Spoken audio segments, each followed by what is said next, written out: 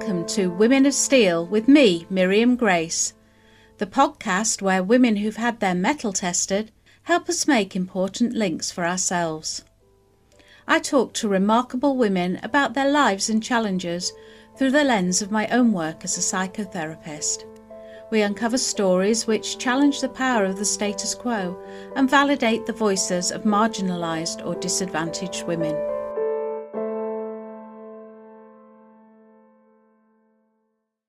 Today we meet Susie Stonefield.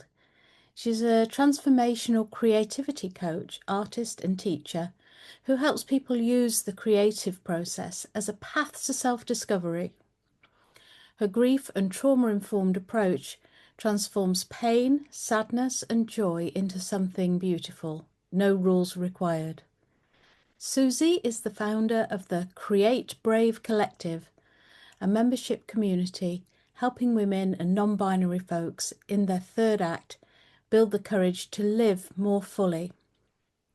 We also meet her new creation, her art studio, something that Susie and her wife have created.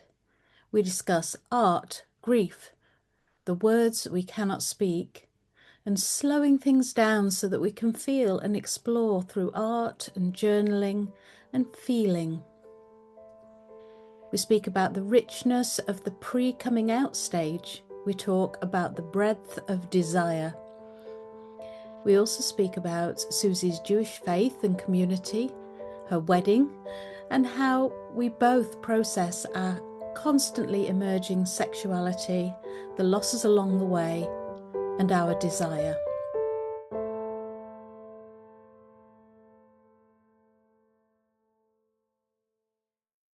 Oh, welcome, Susie. I can't tell you how long I've wanted to talk to you, and it's really nice to get this. And we've got quite a time difference here, haven't we? Yes, we do. I'm in the afternoon at the end of work.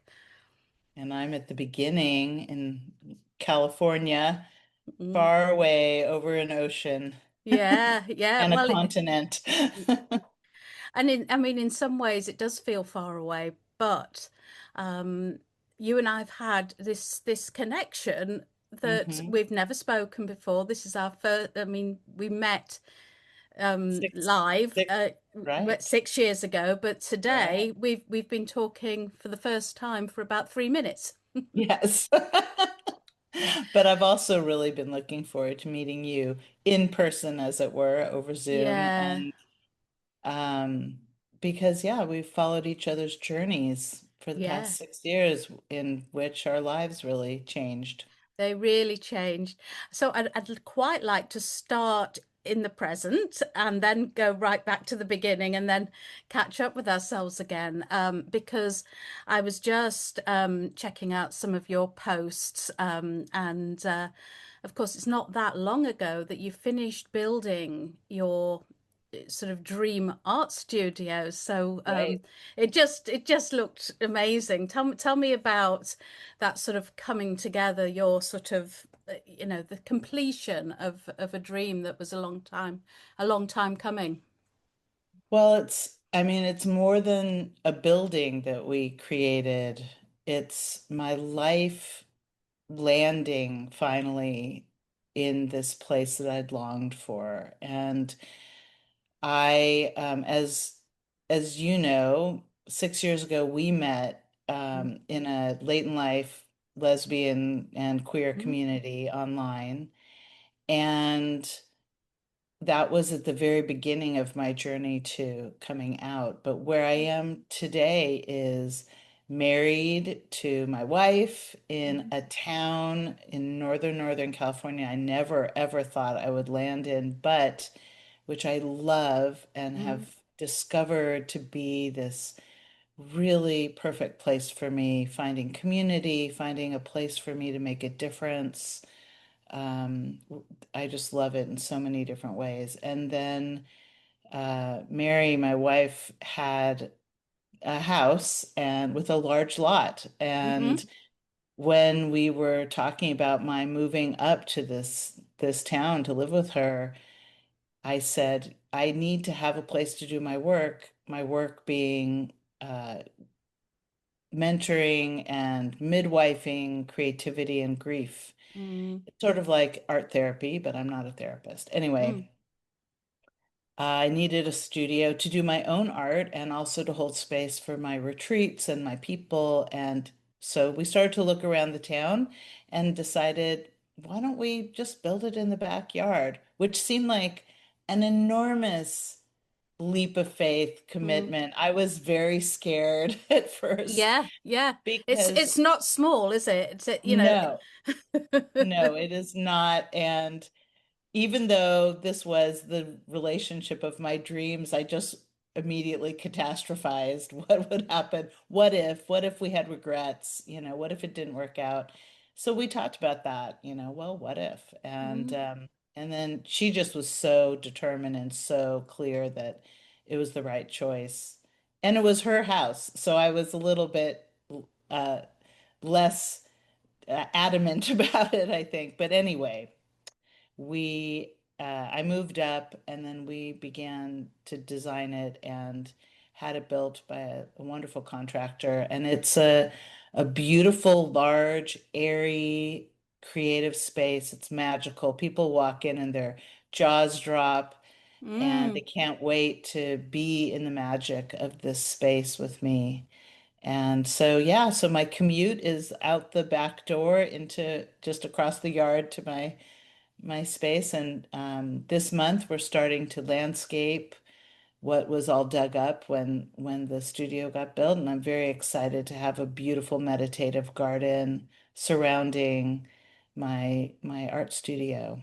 So, Yeah, yes. And I'm thinking, we've got a really nice metaphor there, haven't we? It's the building towards this. I'm imagining that perhaps, years ago you went on retreats like the ones that you now hold, and you went into buildings and thought, wow, mhm. how wonderful, what a lovely space, but didn't imagine that you would be able to get that space for yourself. Am I imagining correctly? It's close. It's close. When I actually, in my previous life, before I came out of the Mm, closet, I mm, did have a studio, not in my home, but mm, actually in the back of my synagogue in mm, Sonoma County, California, in the wine country. And it actually was also a wonderful, magical place. And I mm, had that for about almost a decade. And it was a place where a lot of dreams of mine came true. And mm, I did do some long programs there. I did do retreats with people at other spaces. mm, Um, and then I actually, before I met Mary, lived in an artist's loft. It was a dream, another dream come true. I guess there's a little theme here. mm, And for my whole adult life, I had envisioned how amazing it would be to live in an artist's loft because to live the artist's life, to live and work and play all in the same space. And I did have that opportunity at some point after I came out and after the pandemic was over to manifest that. And it was great. It was a great experience. I'm so glad I did it. And just got to check something off my list of experiences I'd always wanted to have. And then, but it wasn't a space to share with another person, like for life. But I did have a couple retreats there, and mm, that was super fun. So I actually have been living and working with my passion for over a decade now, and really I think I'm good at going after my dream mm, and making it happen, not just dreaming it, not just sitting in the longing for it, but making something happen. And so I think where I sit today is definitely a part of that on so many different levels. mm. Yes, I can relate to that. I think that is one of my strengths. I do make stuff happen. Yeah. In terms of your creativity, And I'm thinking about your authenticity and coming out. These two things, we said before this interview, we said you can't really separate them. So I'm sort of picturing you in this studio near your synagogue or in the grounds of, and then in the artist loft. When did, how did your art and your creativity support you to face yourself, to be honest with yourself, to find out about a whole lot of you, but also your sexuality? Well, when I did come out finally after holding back and not wanting to face it for probably 22 years, when I do the forensic research on my Mm, life, what I discovered was there was quite a lot of art that I was making about the struggle I was feeling within myself. mm, mm, And I those were some of my most precious pieces of art. I knew, even though I really couldn't allow myself for a lot of reasons, which we can go into if you'd like, mm, I couldn't allow myself to follow this question, this line of questioning I had. mm, I did have to make art and about it. And one thing that I say in my work all the time, especially because I work with grief and big life emotions, that's what I'm mm, helping people explore, is that we have a wordless heart. We have a part of our experience that doesn't have words. It is feelings and it is color and imagery and just a knowing. And maybe it's your intuition or your gut instincts or there are other names for it. But for me, it feels like a wordless heart. And usually I touch mm, my heart space when I say that. And that part of my experience had to explore how I was feeling. mm, And in particular, because I didn't want to say words about it, I didn't want to make it true. And because it was going to force me to deconstruct a life I had very carefully constructed and that was good, a good life. And then after that, after I did start coming out, I art journaled constantly about what I was experiencing. And it was like my lifeboat. It was where I threw myself onto it and made art about my fear, my anxiety, my infatuations, my exhilaration and anticipation, and my grief, all the things that I was going through during that coming out journey. And so those art journals, I have about 8 of them from my coming out time, and it those are my most favorite work. Yes, and I'm so excited because I knew this would happen, but it wasn't guaranteed.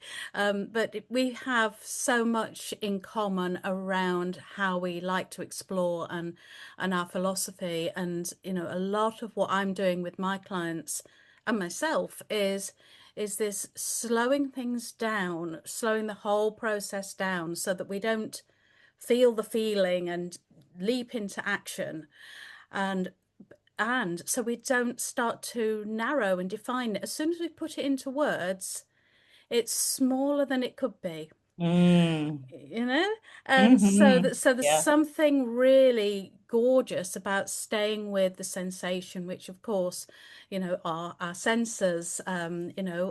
We most of us have five. We don't always have five, but using our senses and staying with that feeling. So I will say to a client, I'll say, what does it feel like? And I'll say, what color is it? What shape is it? Where's it located in your body? Hmm.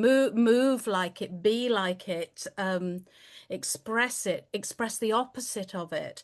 And it's this whole exploration can get missed. We can just sort of jump over it, and everybody comes out at a different pace and stage, but I just feel there's such a richness in that before we get to the words, there's such a richness. And I'm sort of imagining that you feel that very similarly to me, that the coming out was, I think people really think it's about, oh, you want to have sex with a woman, but it's a system-wide Yes. um, experience. Say some more I, about that. Say how you see it. well, I before I came out, I don't think I grasped that exactly. However, because a lot of it was about desire, Mm, desire for women. mm. But what I discovered was that it was also desire to be seen as an emotional being and be with another emotional being. Oh.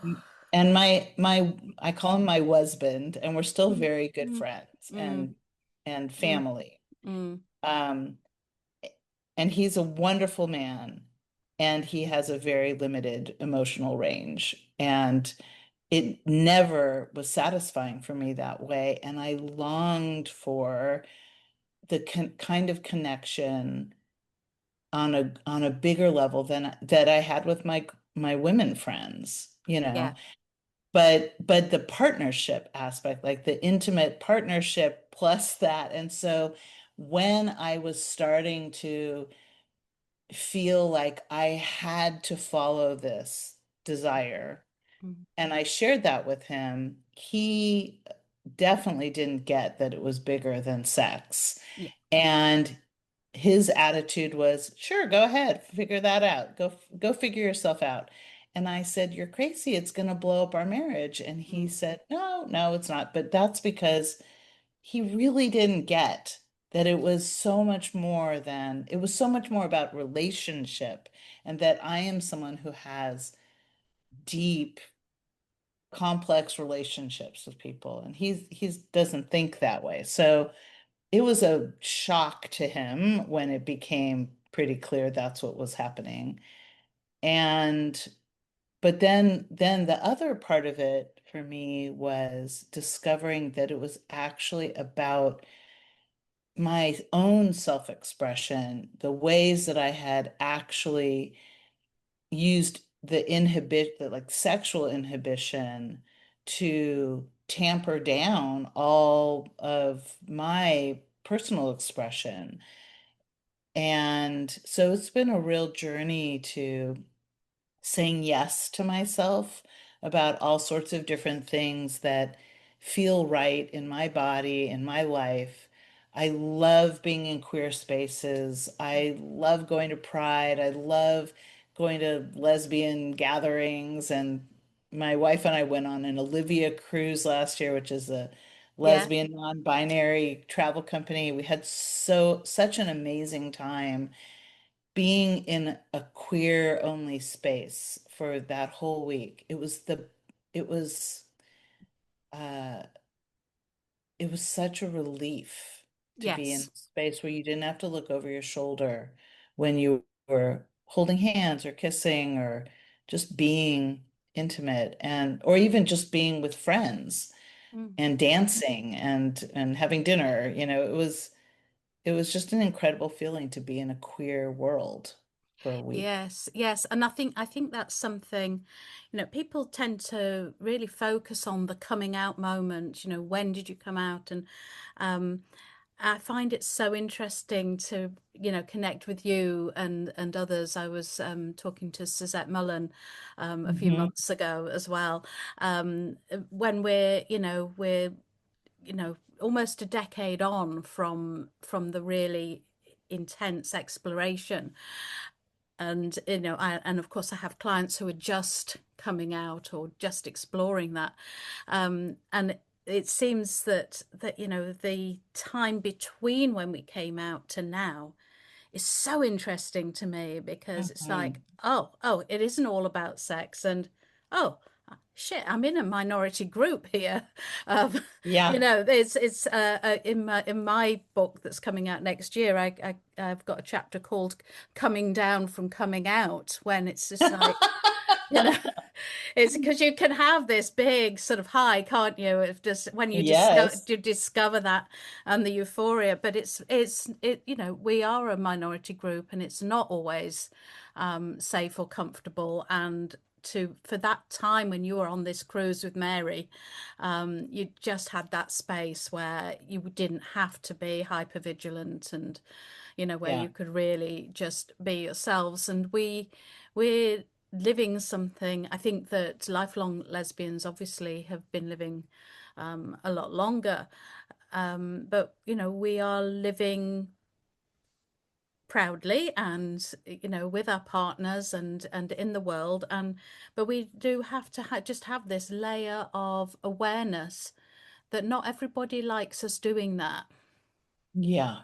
Mm, And in the States right now, the political climate, I really do have to confront the way I lived with straight privilege for such a long time, and I don't have that anymore. no. And and I actually appreciate that I don't have it in a way because it makes me more awake to to what what is precious and what I have to lose. Mm, And so I'm just less complacent about things, even though I was always an ally and had queer friends, but being inside it is a very different experience. it is so different, isn't it? And when there, you know, that was one of the experiences that I had between coming out and now. That's, you know, like I say, a very interesting period in our lives is as you're integrating Yeah. yourself. And I noticed a lot when you're talking that you're doing this really expansive thing with your hands, which Yeah. I'm sort of reading as I needed to expand. I'm bigger than this. I'm bigger than the narrow box that Mhm. I've been put into or I've put myself into. Yeah. But this sort of this experience of when there are attacks on our community, that is so different to when there are attacks on a community that we are allied with, that we support, that you know, it has a different impact on our bodies. But talking about community, well, you know, I'm interested in, you know, your Jewish heritage, and I know that, you know, you found some really lovely connections as well in your new home. Mhm. How does being a lesbian fit in with your faith and your spiritual community and so on? Tell me about that.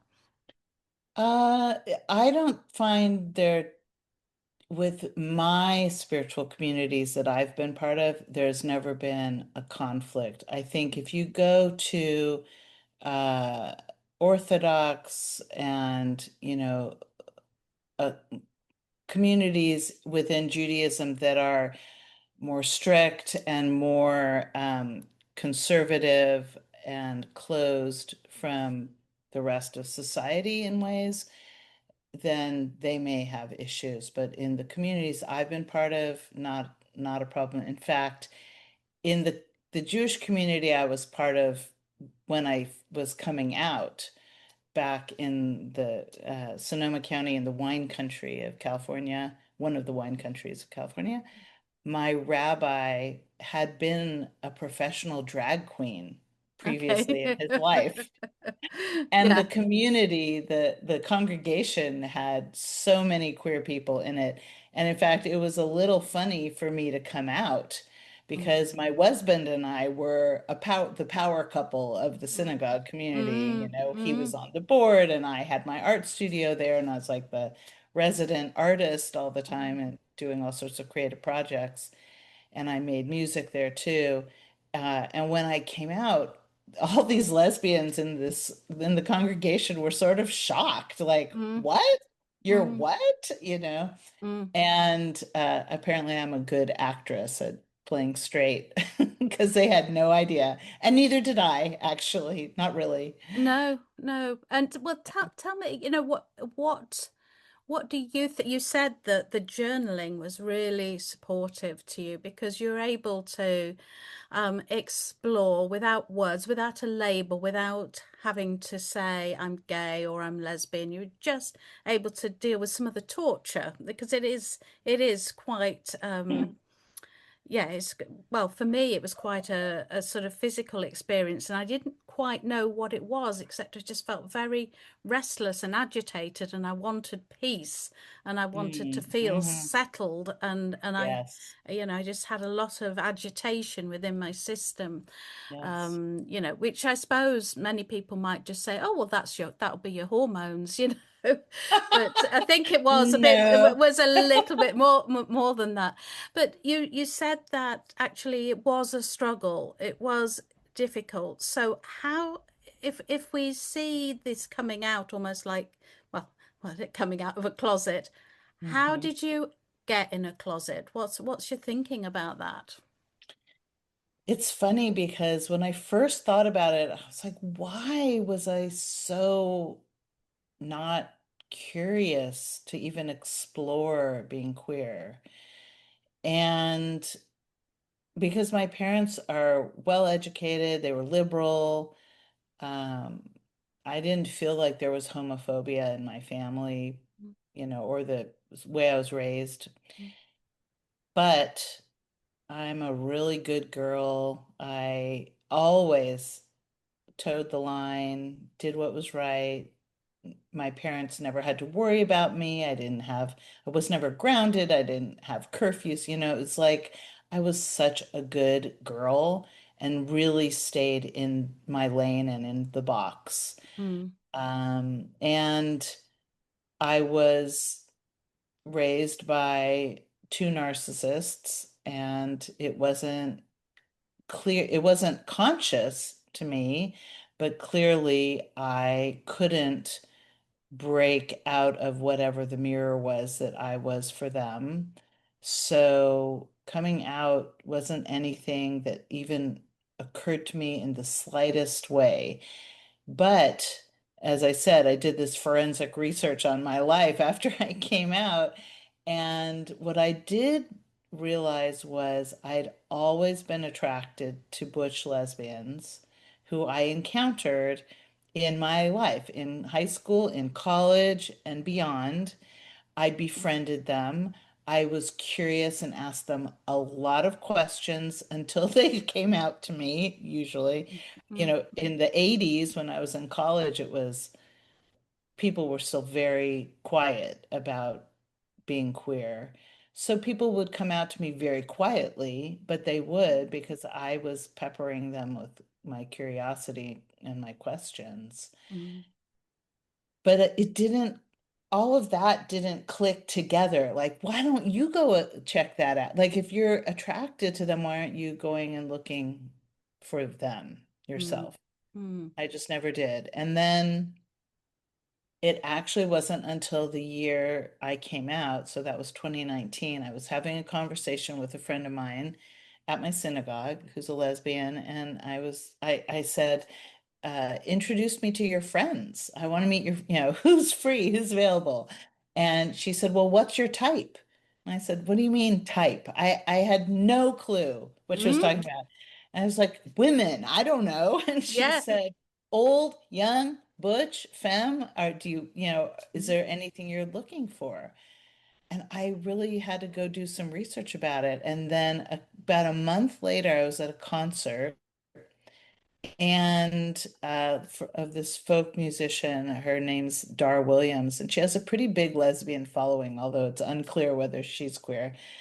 And she invited some local musicians up on the stage, and this young woman went up there who was sort of androgynous, sort of mm, definitely on the mm. butch side. And I just saw her, and I was like, that's it right there Yes, in front of there's my my eyes. type. Yeah. Yes.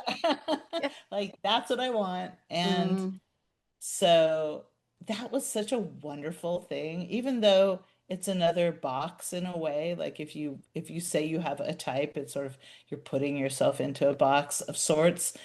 But it was such a clarifying moment for me. mm, And I think of it with so much fondness because I feel so happy for myself at that moment for figuring out that little mysterious piece. And I actually ended up meeting that musician at some point and telling her that she was like a critical piece of my self-discovery, you know.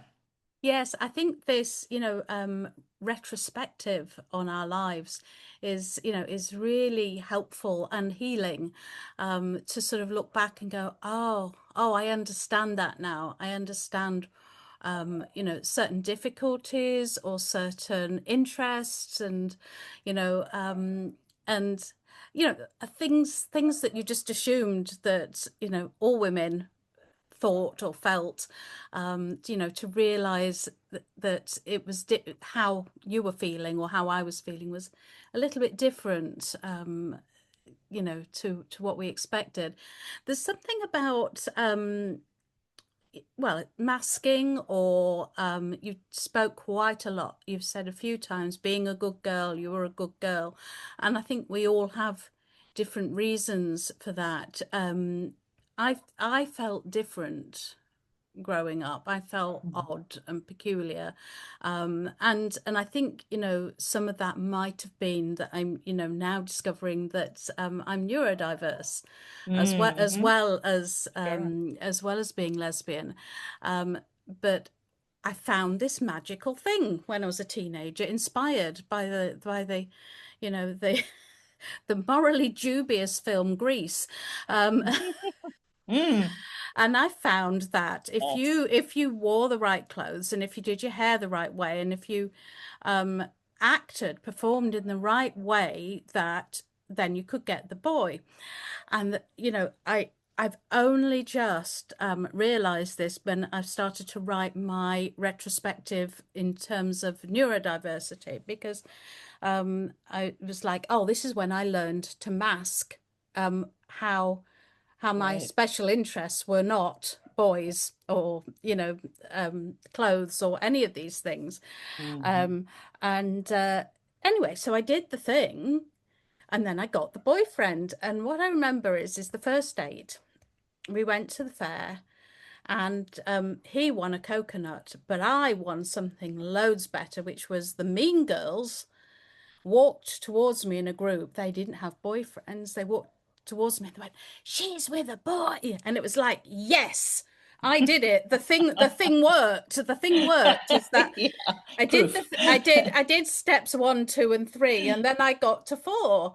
And it was only it was several weeks later, this lovely young man said, oh, I've got something I want to talk to you about, and can we go to my room? So we went upstairs, and he said, I've bought this single, and it's something I wanted to ask you. And this really dates this. It was a new single, and it was by the Bee Gees, and it was called How Deep Is Your Love? And I realized with horror, I was absolutely horrified that I Mm. hadn't thought about that, or about him, Yeah, or yeah, about I know. Yeah. any of. Mm. And then I was mortified, because I realized, of course, he had feelings, Right. and I just had this, yeah, yeah, I did the thing that got the thing that everybody needs to have to belong. I wanted to belong. I didn't Yeah. want a boyfriend. I wanted to belong, but that's how you belong. So, this is, I feel quite vulnerable sharing that and knowing this is going out, but it's quite an important realization that many of us went through that in that era at that time, which was, that this is what everybody did, and this is what you were supposed to do, and that there wasn't an option, there wasn't an alternative. And it's so sweet to be around now and see teenage girls holding hands, and stuff Hmm. like that. Do you have that? Do you Yes, sort of see definitely. this? And it's just like, you're like, oh, but we never saw that. No, no, we didn't. Not Mm. out that way. I have a couple things I wanted to say Mm. about that. One is I think I wish I had given permission to my younger self to be more explorative around relationships. And I also have so much compassion for her because it wasn't something that she ever thought was even possible or a thing. I mean, it never even occurred to her. And I do think that there's more fluidity in our sexuality than our cultures really want us to know. Mm. I think that especially for women, there have been studies that show that Mm. women's sexuality is more fluid Yes. than we've been led to believe. So rather than being straight or gay, maybe you are interested in all sorts of people, Mm. and or maybe it has to do with the person rather than their parts, Yeah. something like that. And then I I also, when I did start questioning my sexuality, I was well into my marriage. I had children. I was actually pregnant with my second child when it first hit me. And I didn't want to hurt the boy's heart either. And that was my husband. Yeah. I did not want to hurt him. And so I really had to keep it under wraps for a long time. And then there was all sorts of things. I had a kid with health issues that were so big that I didn't have room to do something that felt selfish, and that might end our family's construction and my marriage and all that. I had no space for that. So I didn't give myself permission. And I also think, just speaking to you and your young self wanting to just belong, I mean, I think that's the reason so many young kids get into relationships because they want to have the belonging, the connection, maybe even someone who shows up for them, but they're not really thinking about other people's hearts necessarily. That Yeah. seems like a few years later, that many years later, that might happen. Mm. And then the other thing I want to say is that I really think that, and I've heard people say this before, that we come out more than once. Coming out is not like I came out 6 years ago and then I was done coming out. First of all, if I tell anyone I meet that I have a wife, I'm coming out to them, Yeah.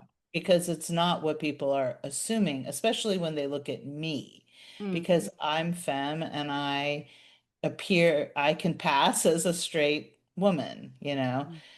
But also, I know so many people in my queer circle that came out as lesbians or first bi or something like that, and ultimately transitioned. They Yeah. they are now trans men, Mm. or non-binary, and in fact, my wife, she calls herself a recovering Catholic. She grew up in a very conservative family with the Catholic Church all around, and there was no room for her to be gay, and she was gay from the day she was born. Yeah. And I'm sure they knew because she only played with guns and her motorcycle, that kind of, and G.I. Joe. She was never a girly girl ever, Mm. but she didn't come out till way later to her mom. And then she also had another moment in her life, and this is a story she's also told in a podcast interview, so I feel like I can say this. But she, at a point when she was like 56, discovered that she was butch. Like she had not allowed herself to cut her hair really short, to wear men's clothes, to present that way. But when she finally figured it out, that was another coming out. Yeah, and she, from the photographs I've seen, she just is just right in her own skin. She's Yeah. just that is, it's like it was meant to be. Now, in a minute, I want us to take a short break, and as we go into the second half, we've got news of a wedding, and I'd like to give you some space to talk a little bit more about loss. There's losses obviously associated with the coming out, but there's also bereavement as well. So we'll just take a little break now and continue in a minute.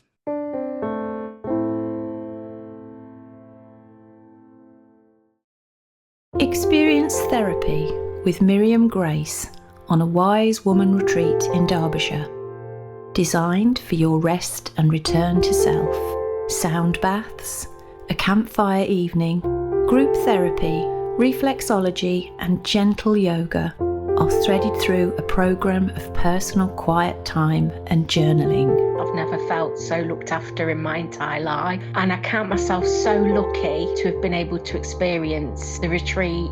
You will feel safely held through soulful, psychological and therapeutic elements by your experienced, mature and qualified facilitators. The joy, the warmth, the generosity, your beautiful home. It was a turning point in my life. With nutritious home-cooked food and your own double bed, retreats run from Thursday evening to Sunday afternoon at a bespoke venue in the Peak District. For more reviews, search Wise Women Derbyshire on Facebook, Instagram or on the web. I so desperately want to return. It was just a wonderful experience.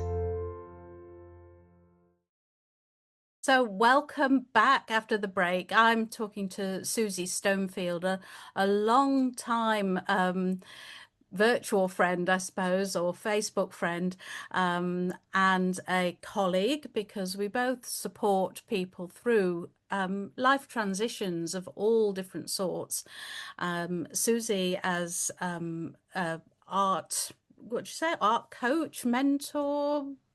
Yeah, I'm a certified expressive arts facilitator and grief care professional, and it's art therapy-ish, but I also call myself a creativity coach. Yeah, yeah. And what I'm thinking of, do you know the film, don't you, Four Weddings and a Funeral? Um, Yes. I think that I'm finding that as I get older, it is turning a bit more into four For funerals and a funerals. wedding It and a sure is. wedding. Oh boy. Yeah. So I know that you have some, something that I really want to hear about anyway, in terms of a wedding. But I'm also interested in why you work in the area that you do, why that has meaning for you. It's this time in our lives, isn't it, where we can sort of zone in and you know I suppose it's a bit of a cliche to say our path, but really hmm walk our path and so on. So why do you work in the way that you do, and what calls you? Do you want me to start with the wedding though? Yes, please. Yeah. I'll get back to the sad stuff. Mary and I got married this past April, and it was really, really fun. It was a really fun wedding. We tried really hard to queer it up. And Mm, the word queer is basically diverting from what is expected. mm, And we had a Jew-ish wedding, and bringing in some of the traditions. We had a chuppah, which is the canopy that yeah. you get married under, but our chuppah was an inclusive pride flag, Mhm, and it was very important to us. It was inclusive mm, because our trans friends are really important to mm, us. mm. And my children, I have three sons, and they were there and held one side of the chuppah, and Mary's sister and two of her best friends were on the other side. And it was uh, it was just a lovely experience to come full circle. My husband Mm, actually was there too, and my mom and my mm, family. My children, though, I would say that was the best. That was the highlight for me. they're all in their 20s and 30s, and we had gone through quite a journey together when I came out, and they were less concerned about my being queer than they were about their family changing and the divorce and things like that. And then I was actually in a relationship for several years that unfortunately coincided with the pandemic, which probably made it last longer as well. But it was a very emotionally abusive relationship that kept me separate from people I cared about because it was so isolating, plus the pandemic. And so with my kids, there was a lot of repair I had to do when I got out of that relationship. And I did it. I really went to them and said, let's fix this. Let's talk about what happened. I want to tell you how sorry I am that we didn't get to spend the time together that I wanted and that you wanted. And so and they love Mary. And by the time our wedding happened, they were just there fully with their love. And it was such a healing, full circle moment. And so that was incredible. And all of Mary's family came, even the ones who are uh, still entrenched in their conservative viewpoints about the world. And that was good too. We had a little program for the event, and on the back it said, um, "We realize that our love is an affront to the patriarchy, and we relish it." I love that. I really love that. And I really, I'm really aware of how significant. And again, you and I were talking earlier about there not always being words for things, that they're felt and sensation, and the atmosphere, and the people who were there, and the significance of that is a felt thing. You're describing it with words, but when you're describing it, you are reconnecting with something that was very, very healing. Yes. Yeah, it Mm, really was. mm, And it was, a wedding really should be something that is like, I call it a love fest, just you're surrounded by love. But both Mary and I in our vows to each other talked about repair in our relationship, and how this relationship is a relationship of repair. Like, we are not only repairing wounds from the past with each other, but repair is what we focus on with each other. That is the relationship of our dreams for both of us, where we get to be totally honest with each other. And we have all these tools that we've created for ourselves to hold the space safely so that we can talk about the really hard stuff that comes up mm, in mm. relationship. Yeah. And every time we have one of those conversations, it's really hard. I just am filled with so much gratitude that we get to do this with each other. And I have so much respect for her and awe, because when I met her, it was so clear that she had done the work on Yes. herself. And I just had never been with anyone who could talk about her her process and her feelings and hear mine without getting defensive and reactive. Oh my gosh, it's worth everything. Yes, and I'm loving hearing this and resonating with that so much. I think, something that I've really learned is there's a difference between the sort of acceptance and love of difference in the relationship, the differences between you, and putting up with a sort of a tolerance, a sort of begrudging tolerance. I think I am far, far more tolerant as a result of living with my wife and our differences. But it's not oh, I'll settle. It's not that at all. It's explaining, I suppose, and understanding deeply, um, somebody's motivation, somebody's intention, Yeah. and yeah, and their self-awareness is is fundamental to that. And obviously, you have been working with art predominantly, but working through your stuff, so you have the self-awareness and the communication skills. What is it about your your way of approaching the more difficult feelings, conflict, loss? Why expressive arts?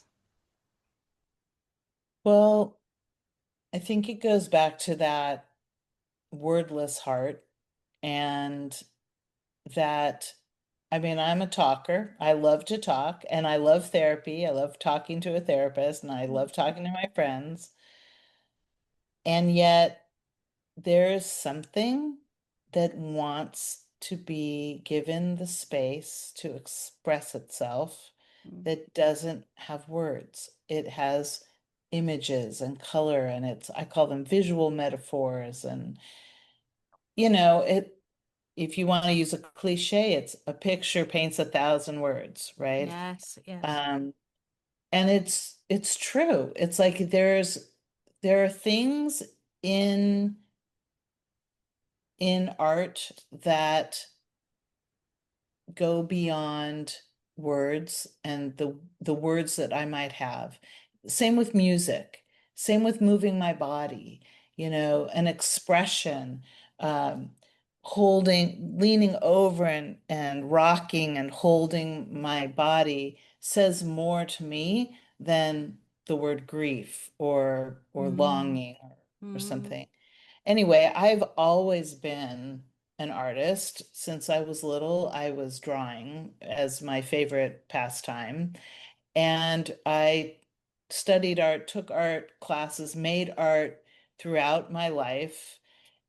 But the kind of art that I facilitate is not about the finished product. It's not about making a work of art. It's about the process. It's about what happens from the moment you pick up the paintbrush or the watercolor crayon or whatever it is you're using to the moment you put it down. It's about how you felt, what came through you, through your heart and soul, through your hands onto the page or canvas. It's how you feel when you see it completed, what you remember. It's all of that. yes, it's And process, not product. yes, exactly. Mm, And when you can move away from the product being the point of it and lean into the process, then you realize that what you're doing is like an excavation, an exploration of your experience. mm, And it's so powerful to do that. So the other night at my synagogue, I facilitated a program called Finger Paint Your Prayers. mm, And what I said to them was, because people came and I didn't ask them first, why are you here or what is prayer to you? But, prayers are, for some people, the prayers do not feel comfortable at all because a prayer is in a book that someone else wrote it, mm, which is something you have to say, and that is a prayer. And or maybe you are not comfortable with prayers because you are uncomfortable with your relationship with the divine, or you're questioning whether there even is a divine, or you don't like the pronouns for the divine or the terminology. There's so much, right, that comes through our religious training and our cultures. but we all have longing. We all have fears and desires and gratitude, and all of that is a prayer. All of that could be a prayer, many prayers. But Mm. are words enough? Maybe words are great, but what if you could pray another way? So I put out art supplies, and I invited them to give their wordless heart some room to express what their longings and grief and desires are and gratitude, and put that on the page. And it was incredible. It was really incredible. Oh, Susie, I'm so, I when you said about desire, and I thought of prayer as our longings, our yearnings, again, it's sort of a goosebump moment for me, because this is really fits with, my therapy philosophy and so on, which is that this is what gets us to move and grow and change. It is desire. I have a cup of coffee here because I first of all desired the coffee, and then I went and got the coffee. And this process I work a lot with, and really try and slow people down from the moment of the sensation of what is that, what is it I want, I want something, what is it, to allowing it into awareness, and allow that awareness to grow and to reflect before we mobilize and go and get it. Because the example I give to clients is if I rush out thinking, oh, it's cream cakes that I desire, I can have 10 cream cakes, and not feel satisfied, and not meet my desire, not meet that closing, because I've skipped over really staying with the sensation and saying, oh, it's love that I desire, or Mm. it's comfort that I desire, or it's peace. So Yeah. this finger painting your desire is that slowing down, slow down, stay with the sensation, let it build, let it be expressed, let it be known. Don't jump to conclusions. Just be in this sort of delicious anticipation of the beginning of what is to come, and that growing, that obviously you've had, and you've grown into the woman that you are, but also the supporter that you are for other people. I'm curious about, I presume most of your events are in person. You don't do online, or do you do No, I online? do a lot, mostly online, actually. Right. If anybody's listening and they feel as if they would like to finger paint their desires, or process their grief, what's on offer from you, Susie? Let's see. Right now, the heading into fall in 2025, I'm part of a panel retreat program on October 30th that's called Navigating the Holidays with Grief, or something like that. Oh Mm, no, Navigating Holiday Grief. It's mm, called Navigating Holiday Grief. And it's 6 different grief professionals offering workshops to help you figure out how to be with your grief without denying it, and without having to just bend over for your family because it's tradition, when you are holding so much. So that is a free or donation-based program. You can find out about that on my website.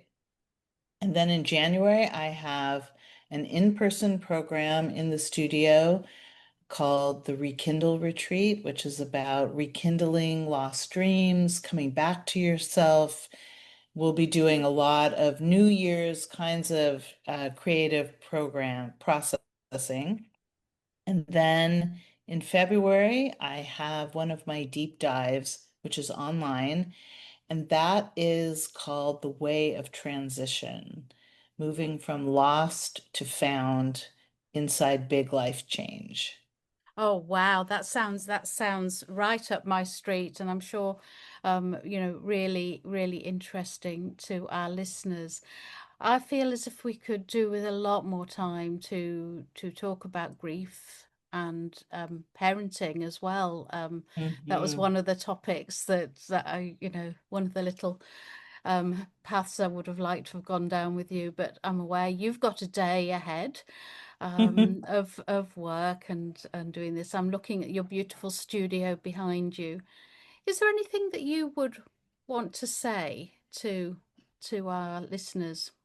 So I think what's bubbling up is listen to yourself. Give yourself the space to listen to what is longing to be said Mhm. and to trust the process. So the process is a messy, bumpy road, but that is life. It's full of the heartache and the exhilaration and the love and the loss, and it's all there. It's all there, even in the picture perfect relationship you always dreamed about, or the brand new studio that you put everything into. There's always going to be things that don't work out the way you wanted them to, but that's all part of it. And one of my mantras in my work is you never know where the mess will take you. And Mm, I fully believe in that. You never know where the mess will take you. There will always be a mess. And if you are giving yourself permission to be with it, to listen to it, to and to believe in yourself, when you get to the other side of that mess, you're going to end up someplace you never thought you were going to be. mm. That's where I am today, somewhere I never pictured, never thought I would be here. And yet I am living in a place that makes me happy with someone who I adore, doing the work that I am fully passionate about, having repaired relationships with the three most important people in my life, my kids, and it's all of it is good, and I couldn't have done it without all of the mess that came before it. Oh, Susie, it's so good to have spent this time with you today, and thank you so much for sharing that with us. You're welcome. Thank you so much, Miriam. I've loved this.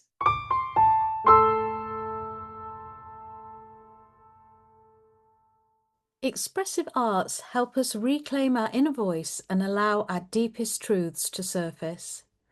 That's a quote from Natalie Rogers, who founded the person-centered Expressive Arts Institute, where Susie gained one of her many qualifications. And Natalie Rogers was the daughter of Carl Rogers, who founded person-centered therapy. And these quotes come from her book, Emerging Woman, which I also recommend. So go and take a look at Susie's website. Have a look at what's on offer, what you might want to join in with. You can contact her. Please follow her on Instagram and share the podcast if it's touched you and helped you think more deeply about your process, your grief, your joy, your desire. I'll finish with another quote from Natalie Rogers. The feelings of grief, anger, pain, fear, joy, and ecstasy are the tunnel through which we must pass to get to self-awareness, understanding, and wholeness. I'll see you next time on Women of Steel.